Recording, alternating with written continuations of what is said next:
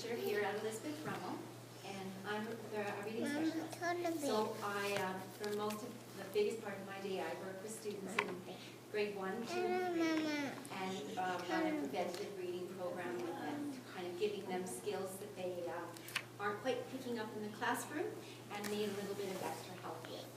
But also another part of my job that I get to do is I get to work with the kindergarten teachers, and we, at the beginning of the year, you might have seen me in the classroom with when there was staggered entry, very beginning when your student first came.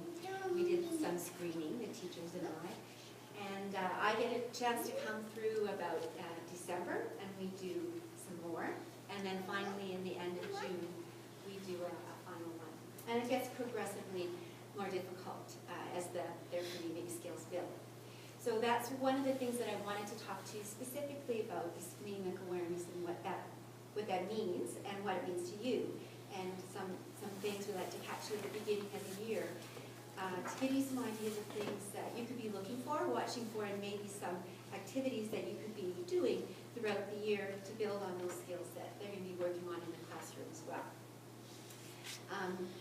So within the classroom, the early literacy opportunities, kindergarten is filled with wonderful centers, and those centers are all purposeful, and they're to build literacy skills, and certainly there are play centers as well.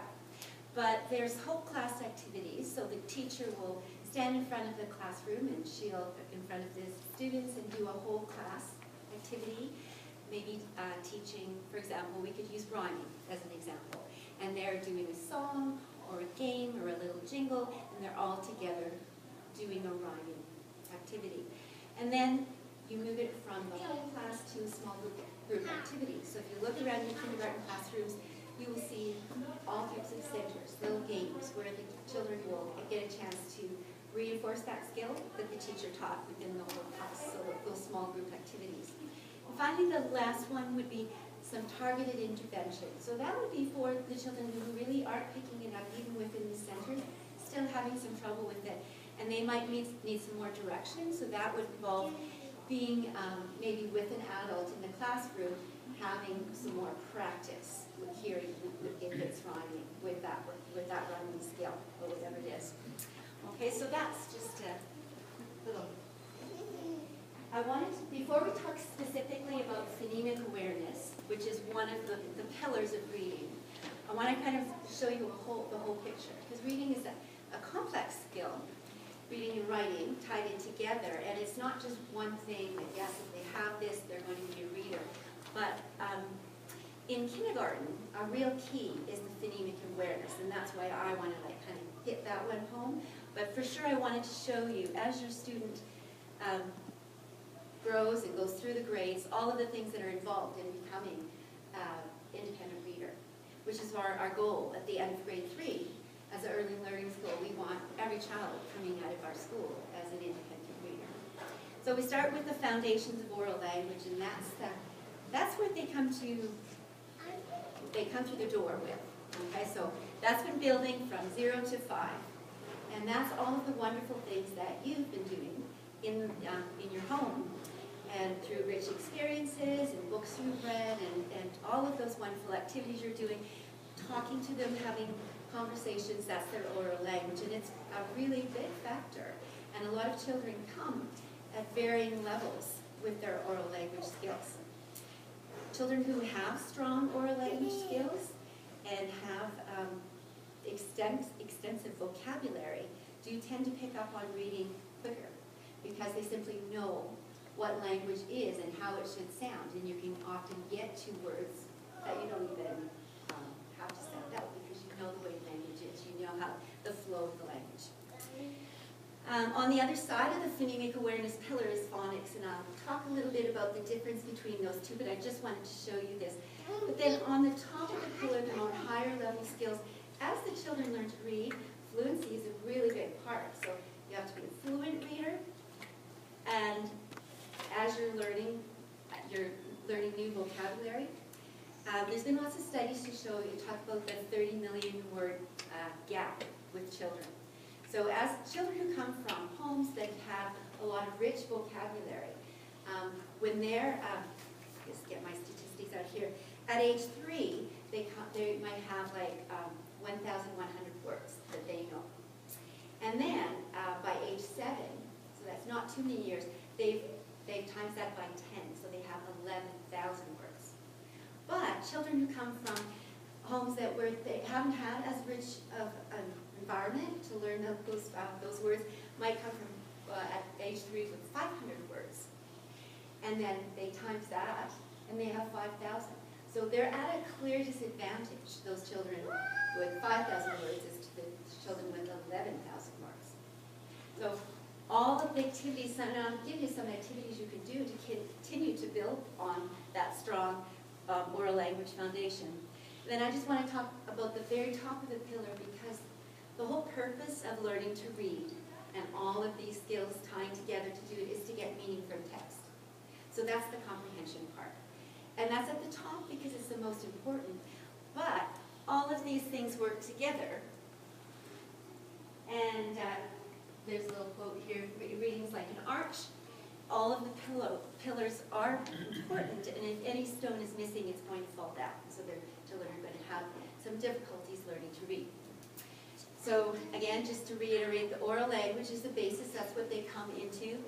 And that's been built by you, by the parents. Conversations are great. If you have conversations with your child, rich conversations, you can build vocabulary. As well, that is the kind of the oral language part of it, but there's also book language, and that's different. So we don't speak the way books are written. And so that book talk, that book knowledge, that the way that literature sounds is another way to build vocabulary. So there's two kinds, that excellent conversational speech. But there are some words in the children's literature that you will not be using on a day-to-day basis that you can start instilling in them through books. So I'm going to say this twice. The most important thing that you can do with your child, and I'm going to talk about phonemic awareness, but it's not that. The most important thing that you can do is read to your child. And continue on, just because they've done kindergarten, do it in grade 1, grade 2, grade 3, grade 4, grade 5, grade 6, as long as they'll let you. Read with them. Now, let's go specifically to phonemic awareness. Phonological awareness is the big umbrella, and underneath phonological awareness is phonemic awareness. But we don't need to get picky about that. What I want to talk to you about is that those kinds of skills are all auditory. So they're hearing skills. This is before we even talk about bringing letters into it. This is all their ability to hear the sounds in words. So it starts with making rhymes, identifying and making rhymes. Some of the activities that you're going to be doing in your classroom when you go back to the centers and get a chance to work in the center, one of them is going to be rhyming. A couple of them are going to be rhyming skills.